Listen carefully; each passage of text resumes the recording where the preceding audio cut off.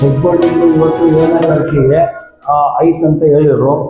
Subject ನಮ್ಮ ಚಿತ್ರದುರ್ಗದ್ದು ಇವತ್ತು ಇಟ್ಟಿಲ್ಲ, ಇವತ್ತೇನು ಇಲ್ಲ ಅಂತ ಹೇಳ್ತಿದ್ದಾರೆ. ಇವತ್ತು ಆಯ್ಕೆ ಇತ್ತು. ಒಂದು JDS ಇಂದ ಬಂದರೆ 3-4 ದಿವಸ ಆಯಿತು.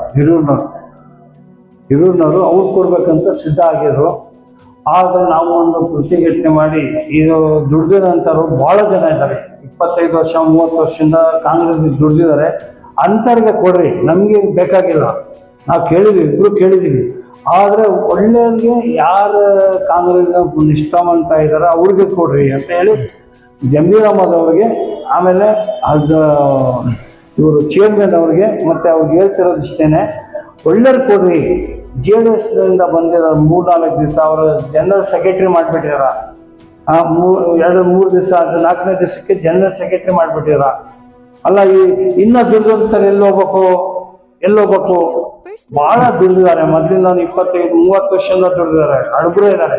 ಅವ್ರಿಗೆ ಆರಿಸಿಕೊಟ್ರೆ ಒಳ್ಳೇದಾಗ್ತದೆ ಅಂತ ನಾನು ಈ ಸಂದರ್ಭದಲ್ಲಿ. ರೋಡಿಂದು ಸ್ವಲ್ಪ ಪ್ರಾಬ್ಲಮ್ ಇತ್ತು. ರೋಡ್ ಇವಾಗ ಮಠದವರು ಎಲ್ಲ ಪೂರ್ತಿ ಒಪ್ಪಿಗೆ ಕೊಟ್ಟಿದ್ದಾರೆ.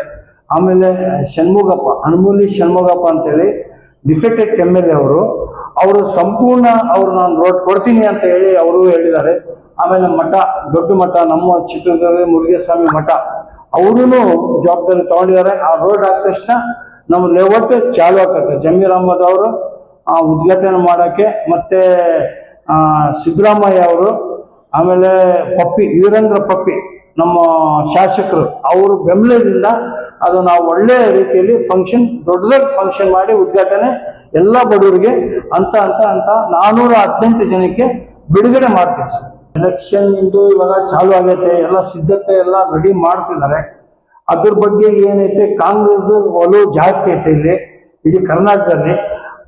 ಸ್ವಲ್ಪ ದೊಡ್ಡ ಲೀಡರ್ ಎಲ್ಲ ಕಾಂಗ್ರೆಸ್ಗೆ ಮಾಡಿದ್ರೆ ಬಹಳ ಒಳ್ಳೇದಾಗ್ತದೆ. ಮುಂದಿನ ದಿನಗಳು ಮುಂದೆ ಕಾಂಗ್ರೆಸ್ಸೇ ಬರ್ತದೆ ಅಂತ.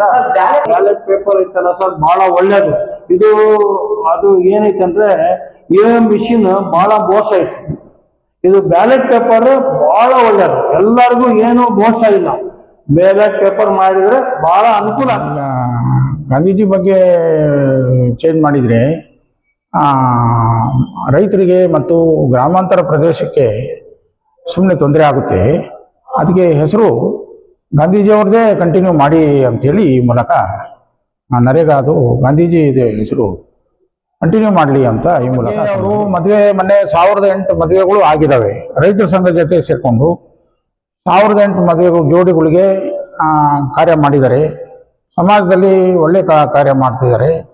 ವಕ್ಫ್ ಬೋರ್ಡ್ನಲ್ಲಿ ಕೆಲಸ ಮಾಡಿದ್ದಾರೆ. ಹಂಗಾಗ್ಬಿಟ್ಟು ಅವರಿಗೆ ಸಮಾಜದಲ್ಲಿ ಪಕ್ಷದಲ್ಲಿ ಉತ್ತಮ ಸ್ಥಾನ ಕೊಡಬೇಕು ಅಂತೇಳಿ ನಾನು ಈ ಮೂಲಕ ಹೇಳಿ